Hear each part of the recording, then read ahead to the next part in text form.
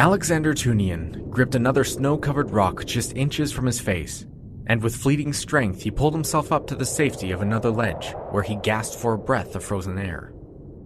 He stood there for a moment, appreciating the scene below and just how far he had come. Even though he had years of experience ascending the highest of mountains, he could never get used to that view.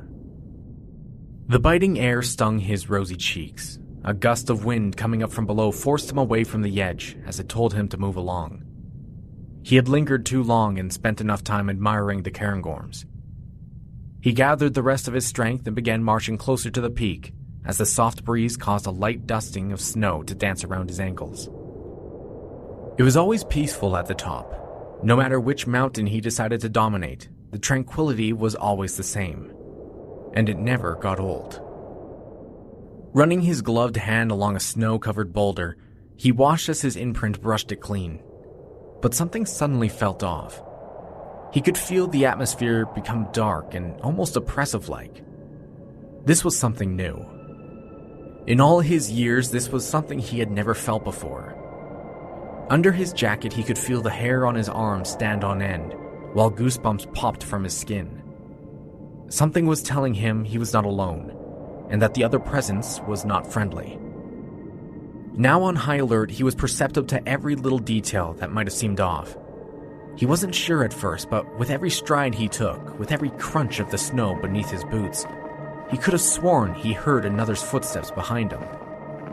He swiftly turned around to face whoever it was that was following him, but an ominous wall of cold white fog was rolling in, effectively obstructing his view of his stalker.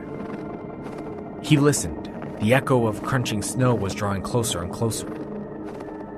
Alex strained his eyes against the white canvas ahead of him.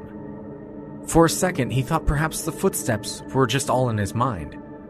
But as he was about to look away, the darkening shadow of a massive figure began to emerge from the white mist.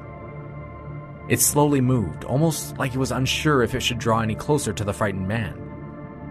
Alex cried out to whoever it was standing there to identify themselves immediately before moving any closer, but no response was received. All he heard was his own voice, echoing and bouncing off the sharp rocks surrounding them.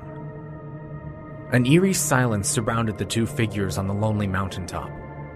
Even the whistling wind that had been present seemed to die down as the standoff dragged on. Alex was skeptical of the mystery person's intentions, so he slowly pulled out his trusty revolver he always had on him, just in case the worst were to occur.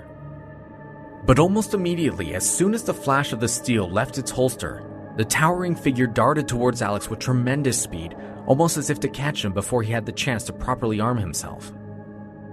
Alex unloaded 3 quick shots into the fog, praying he hit his target. But it apparently wasn't enough to stop the charging figure rapidly getting closer. Instead of firing off the remainder of his ammunition, he decided instead to hightail it down the mountain in hopes that he was faster than his pursuer. The entire time during his descent, he felt the foreboding feeling that something was wrong, that if he turned around or stopped for even a second, the figure would catch him. It wasn't until he finally ran out of breath near the bottom of the mountain did he collapse out of exhaustion, falling to his hands and knees. He nervously looked back and was relieved to see his pursuer was nowhere in sight. Alex slowly pulled himself to his feet, staring up at the mountain peak and wondering to himself who or what it was that dwelled up there. Alexander Tunian wasn't the only person to have a strange experience on that specific mountain, nor was he the first. Truth is, the list of witnesses is quite long. The legend of the Grey Man is a familiar one, born out of superstitions and eyewitness accounts. Welcome everyone to a brand new episode of the Moonlight Lore podcast. As always, I'm your host Jordan Hopkins, and this is the legend of the Grey Man of Ben Macdui.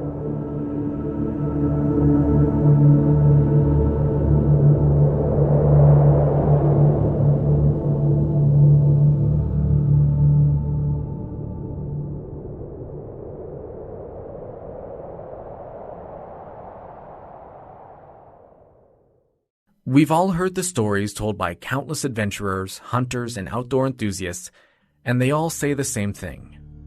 That giant hairy men roamed the earth with us, hidden from our society and dismissed by many academic researchers.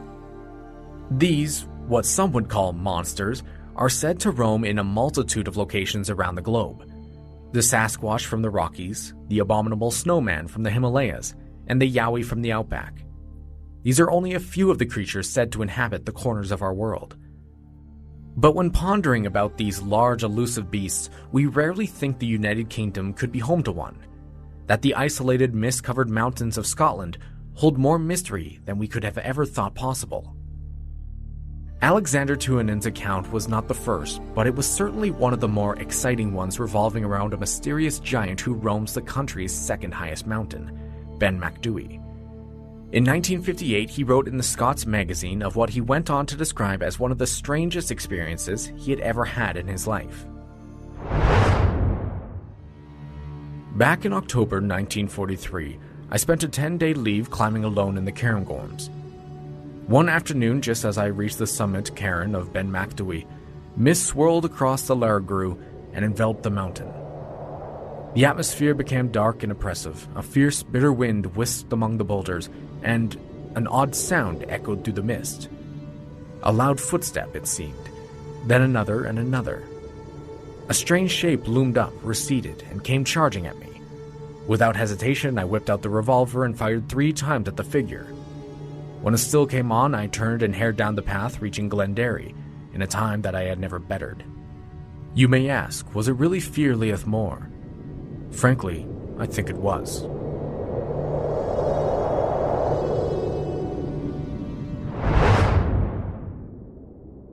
Back in the mid-1920s, it was brought to the public's attention that this creature could be prowling the highlands, frightening travelers and mountaineers alike. Though while many are skeptical that this 1920s report was the first account of the Grey Man, it is indeed considered the most famous, as it comes from a highly respected and accomplished professor named J. Norman Colley. His credentials were unmatched for the time. He was the professor at University College London, an expert in chemistry, a fellow of the Royal Society and Royal Geographical Society, the past president of the Alpine Club, and a member of the 1921 Mount Everest Committee. There were very few at the time who could claim they had more experience than he, which made what he shared at the annual meeting of the Cairngorm Club in 1925 an account worth listening to. In a room full of his peers, academics, professors, adventurers, mountaineers, and explorers, he recalled a time, 35 years prior in 1890 to be exact, of when he ascended the desolate mountain all on his own. I was returning from the cairn on the summit in a mist, when I began to think I heard something else than merely the noise of my own footsteps.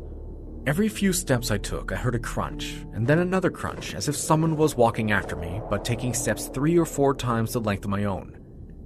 I said to myself, this is all nonsense. I listened and I heard it again, but could see nothing in the mist. As I walked on and the eerie crunch sounded behind me, I was seized with terror and took to my heels, staggering blindly among the boulders for 4 or 5 miles, nearly down to Rothiemurchus Forest. Whatever you make of it, I do not know, but there is something very queer about the top of Ben Macdui, and I will not go back there again myself, I know. As one could imagine, the room fell silent. Nobody expected Norman to share such a chilling story, let alone believe that some sort of mysterious human-like creature lived in such a barren environment. But there were those in the crowd who were intrigued, because they had heard these rumors before. This wasn't the first time this tall tale had breached their ears. There were many who had questions, and Norman only had a few answers to spare. Like everyone, he didn't know what mysterious creature roams the Highland Mountains, but he was convinced it was there, and swore he would never climb Ben Macdui again. Those who had heard these sorts of rumors before were quick to come to Norman's defense as others began doubting his words. A number of experienced climbers who had ventured up the mountain in a similar manner claimed they too had a run-in with the entity. Stories that had stretched back decades were shared in the musty room, and more began to wonder if there truly was something strange up atop Ben Macdui. As news broke out, Norman would receive a large delivery of letters every month thereafter, detailing accounts from climber after climber who had witnessed or had been chased off the mountain by the beast as well. It was also around this time the name Am Fear Laith Mor came into circulation, as people couldn't resist talking about the monster. Translated from Gaelic to English, the name Am Fear Laith Mor is also known as the Big Grey Man.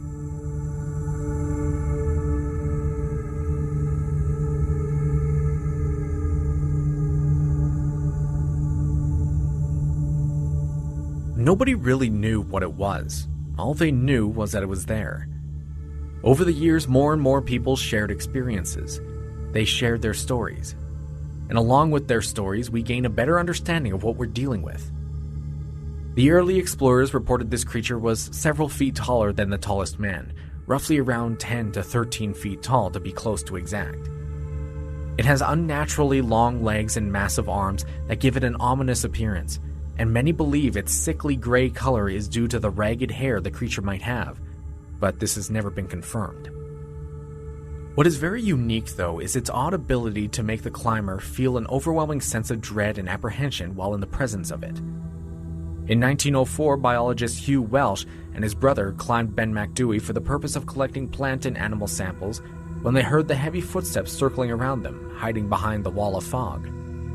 They weren't sure who or what it was that was making these sounds, but they reported they felt a fear unlike any other they had ever felt before coming over them, forcing them to end their expedition early. In 1939, author Alistair Borthwick produced a book about climbing in Scotland titled Always a Little Further, where he shares two accounts from two separate climbers he knew to have an experience with the Grey Man. The first was alone, heading over Macdui for Corrier on a night when the snow had a hard, crisp crust through which its boots cracked in every step.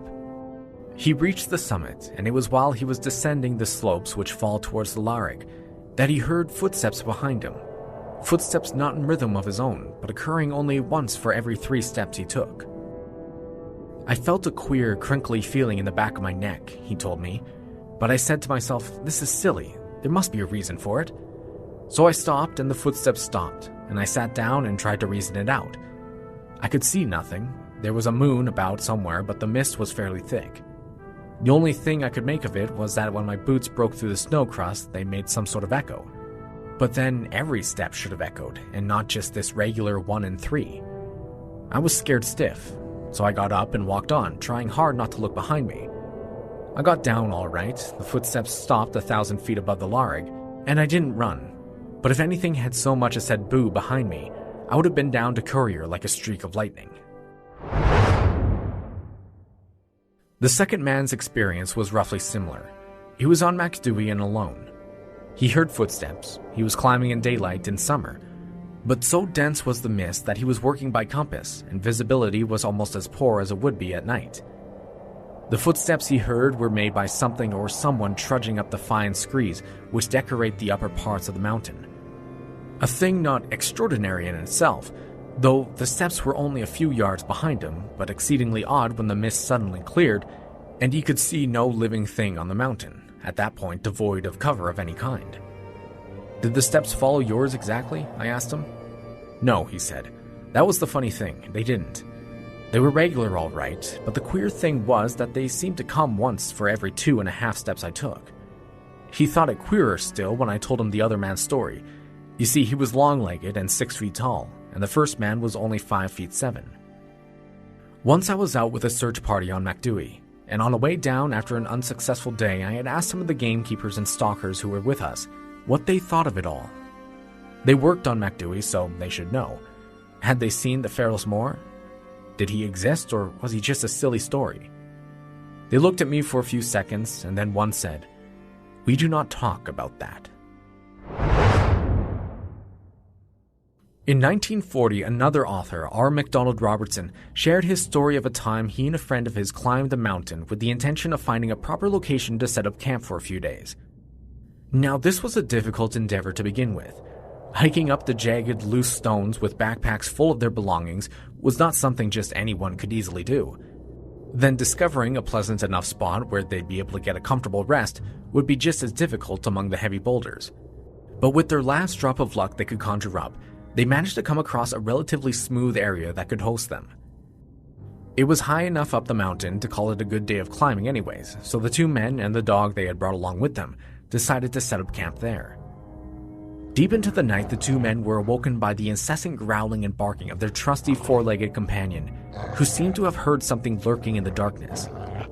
The two sat up in their sleeping sacks and held their breaths, if only in an attempt to hear what might be out there. There's no shortage of wildlife up on the mountain, so perhaps it was something explainable. But both had heard the stories of the large man who stalks hikers and climbers here. They prayed it was an animal, but the shifting of gravel beneath its feet just beyond the safety of their canvas tent was enough clue for them to figure whatever was out there was walking on two very large feet. They listened intently, waiting and expecting the creature to draw nearer, but all three were relieved to hear the steps slowly fade away into the night wind. Unable to sleep, the two men huddled close with their dog, who refused to stand down from its defensive stance for the next hour. But eventually, the three drifted off back to sleep as exhaustion from the day and excitement of the night finally exceeded the adrenaline and fear they felt. Just 2 years later, in 1942, a climber named Sidney Scroggie decided to conquer the mountain as well, and found he was not alone once he neared the top. As he stopped for a moment and stared out towards Loch Avon, he noticed something moving alongside the water's edge, trudging through the mist. He would later describe it as a tall, stately human figure appearing out of the blackness on one side of the loch and clearly silhouetted against the water, pacing with long, deliberate steps across the combined burns just where they entered the loch. Despite seeing such a strange figure roaming just a short distance away, Sidney wasn't frightened so easily and went bounding over to get a closer look. Unfortunately, the figure had disappeared by the time he arrived near the loch, but hoping the giant creature left behind some footprints in the snow, he surveyed the area, but was unable to discover any. A report in 1948 made by an experienced climber named Richard Fuhrer stands out by adding a little more strangeness to the mystery. While on Ben Macdui, he reached a spot where he decided to sit and rest for a while, when all of a sudden an inexplicable bout of dark despair came over him as he sensed an invisible specter close by. He looked around but saw nothing. Then all of a sudden he heard the mystical cries of an extremely high singing note echo through the air. Even though he searched the immediate area around him, then as he grew more nervous and moved along further up the mountain, the singing persisted, with no obvious source found to be making it. It was only when he decided to head back down did the singing and ominous feeling that had followed it stopped entirely at once.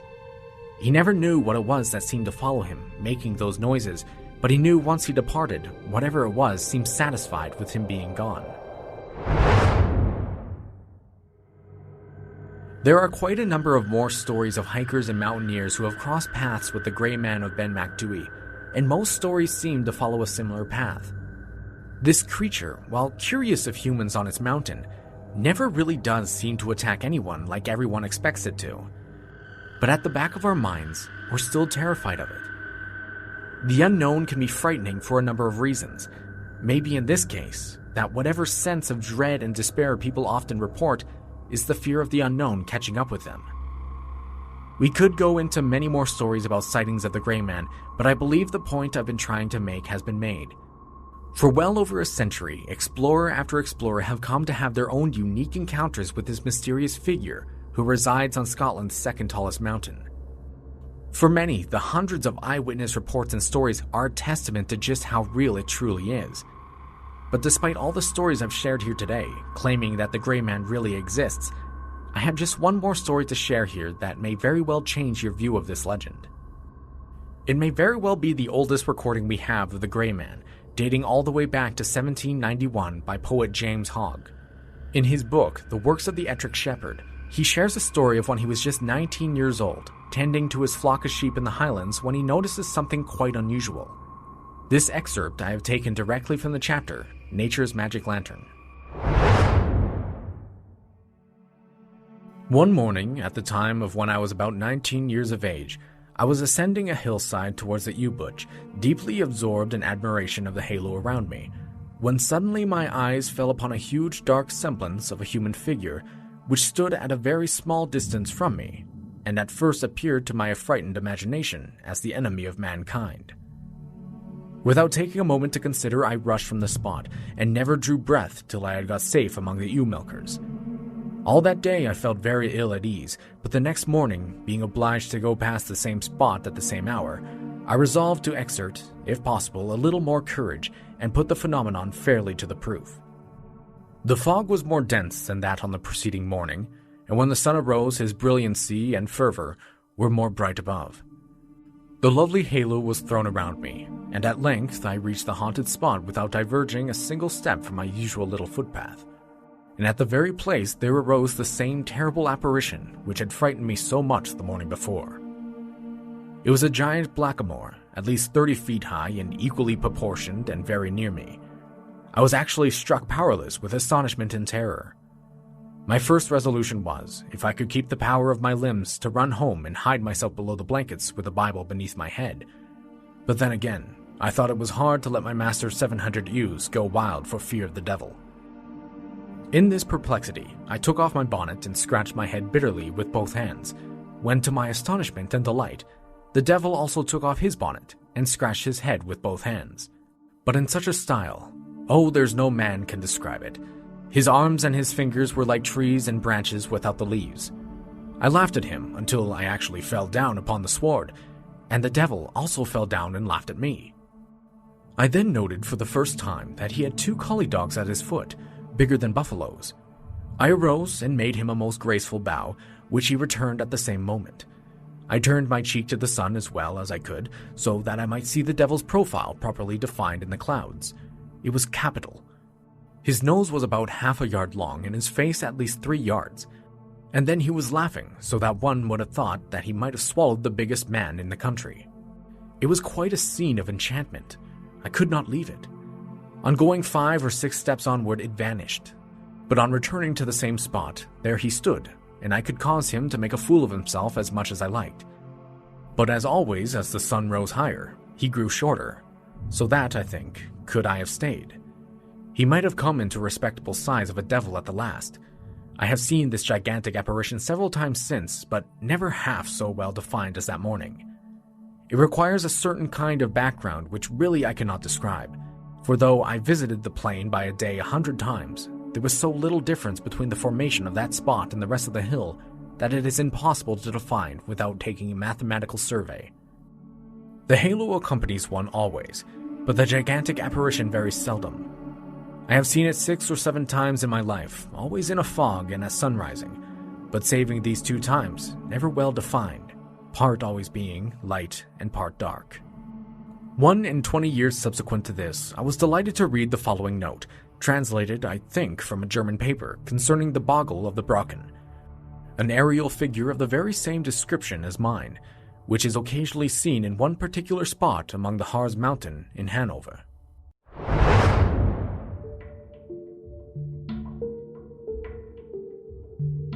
There may be some of you who realize where this story is leading us.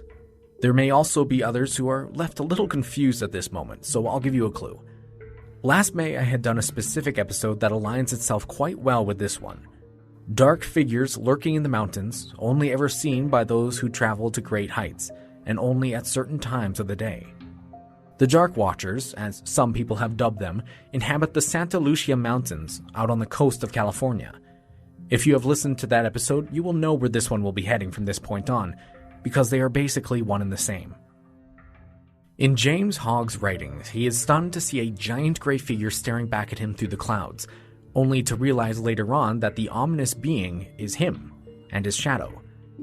He concludes later it must have been from the Brocken Spectre phenomenon, which he reads about in a translated German paper describing the exact same thing happening on the Harz Mountain in Germany. It's fairly rare when this phenomenon occurs, because you must be in the exact right spot at the exact right time of day with the exact right weather conditions. As colder temperatures fluctuate high up on the mountains and mix with the warmer air below, fog starts to form as the sun either slowly sets or rises. Anyone who is caught up on the mountain during the twilight hour will have a cloud of fog swarm around them, and if their back is to the sun, the optical illusion sets in. They will see a projection of their own shadow reflecting onto the mist or distant mountainside. The lower the sun is to the horizon, the larger the shadow, and as the fog drifts through the air, it also causes the shadow to seem to move on its own volition, making it seem like a separate entity. This also explains why James Hogg claims a halo was surrounding his shadow. This is produced by the phenomenon as well. Now yes, you might just be coming to the realization that this also means that hundreds of rough and tough mountain men over the years have been frightened of their own shadow. It's a little funny to think that, considering James Hogg, a farmer turned poet and writer, was able to discover the cause of it years ago, while so many experienced men who spent so much of their time traversing different mountains were never able to figure it out. But I don't necessarily like to discredit these men entirely, though. Yes, being frightened of your own shadow may seem a tad silly if that was the only aspect to this mystery, but as I had mentioned, the foreboding feeling of fear and despair always seems to follow the entity/shadow as well. Some might believe this is proof of something supernatural being at work, that us humans have developed our senses to be wary of certain kinds of dangers. And yes, this is certainly true. When we're afraid of something, our heartbeat picks up, adrenaline spikes, and our senses become razor-focused. This is likely due to an ancient primal instinct deep down inside of us that tells us to feel this way so that we might be able to easily defend ourselves or preserve our lives. However, up on a tall mountain like Ben Macdui, this might be caused by something else entirely. When the breeze seems to just be barely there, and as it whistles through the tight cracks between the rocks, it can create a sound so low that our human ears just can't quite pick up on it. This is called infrasound. If it stays below the threshold of human hearing at 19 Hz or lower, the wind itself can generate a deep feeling of uneasiness, anxiety, and most importantly in this case, fear. The landscape up on Ben Macdui is quite treacherous, as it's blanketed by thousands of loose stones. As the breeze blows through them, this can also create a high-pitched whistle sound, which would also then explain why Richard Fear heard a high-pitched note during his time spent near the top. All those loose stones might also be the cause for the strange footsteps heard by many of the climbers as well. We could say that the footfalls of the mountaineers stepping on the rocks could create an echo, which they then construed as being heavy footsteps belonging to someone else. Or any wildlife up on the mountain could also be the cause for rock shifting, and as the animals move along the mountain, the climbers will then get the feeling of either being watched or the feeling of not being alone also. There are a number of logical explanations that stand out as being the cause for what people have perceived the Grey Man to be. And with that said, we also need to address the fact there are 0 pieces of evidence for a giant human-like man to have been wandering the mountain. There are 0 pictures, videos, or foot casings that have been made to suggest a giant creature similar to that of the Yeti or Sasquatch could be inhabiting the highlands of Scotland. In John Rennie's book, Romantic Strathspey, he came across some rather large footprints left in the snow in the Spey Valley, just roughly 24 kilometers away from the base of Ben Macdui. He recalled them to be running across a stretch of snow covering the moorland, with each print measuring 19 inches long by 14 inches wide, and each were close to 7 feet between each stride. However, on a second excursion into the valley, he observed the footprints again, but discovered they were not made by any large-footed creature, but rather precipitation. He watched in astonishment as the light rainfall sunk the snow in specific parts, creating the illusion of footprints dotting the land. From what I've gathered in my research and readings, the Grey Man of Ben Macdui seems to be nothing more than simple folklore. A cautionary tale passed down from the old retired mountaineers of the highlands who wished to frighten their younger peers. There's no doubt in my mind that the power of nature plays a tremendous role in the legend, as the feelings of isolation and apprehension often accompany those who delve into such bleak and desolate environments. Anyone who has spent a moderate amount of time alone in the wilderness can tell you just how suspicious nature can truly be. Every small crack of a branch off in the distance, or any movement beyond the light of the campfire, will send one's mind reeling down a trail of possibilities. In the Cairngorms, where the sky is often darkened by the heavy rain clouds and the cold air bites at your skin, you may find yourself alone, the only soul for several miles. And as the ghostly fog begins to wrap around your ankles, eventually swallowing you whole, it will leave you with a feeling of being cut off from the world. It may just make you wonder if you truly are alone, or if that shadow you saw off in the corner of your eye was something to actually worry about.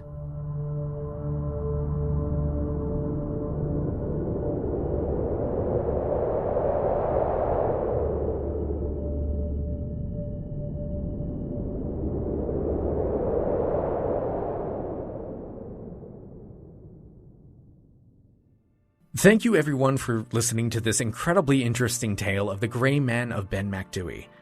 Just like my Dark Watchers episode, I'm sorry it all came crashing down to be nothing more than just people essentially becoming frightened of the wind and their own shadow, but as always, the truth is more important to get to. If you haven't listened to the Dark Watchers episode, be sure to check that one out, as it's one of my favorite topics I've done so far. I guess, since you're listening to me talk right now, that also means my pilots were successful in getting me back home from my vacation and I didn't die in a fiery plane crash. I hope you're not disappointed. And yes, this episode was inspired by my trip to Scotland, just in case it wasn't clear.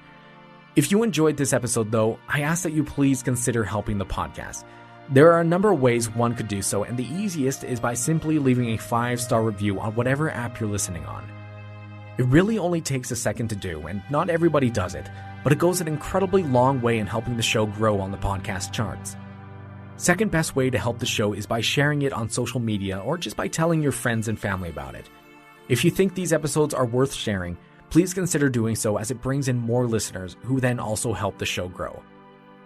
Then finally, the absolute best way in supporting me and the show is by heading on over to the Moonlight Lore Patreon page and subscribing to be a member there. The cheapest tier is only $5, which really is only like a cup of coffee or two a month, and in exchange you get access to extra bonus episodes I put up there. It's a pretty good deal, I think, if you're a big fan of the show, and I just released an episode on there about a tricky little goblin creature who harassed a family in Spain. So there's certainly a few interesting stories for you to listen to. I hope to see some of you over there.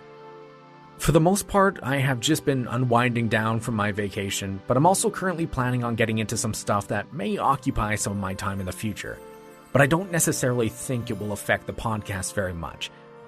The Patreon episodes will always be done, so Patreon listeners, you don't have to worry about those getting disrupted. But the ones on the main feed may get affected a little, but as always, I'll mention any disruptions on the show, so you'll get a heads up. I hope you all had a wonderful Halloween, and as we approach the holiday season, I want to ask you all to stay safe out there, and as always, keep being your awesome selves. I think that's the end of this episode though, so I'll catch you guys later, I guess. Take care.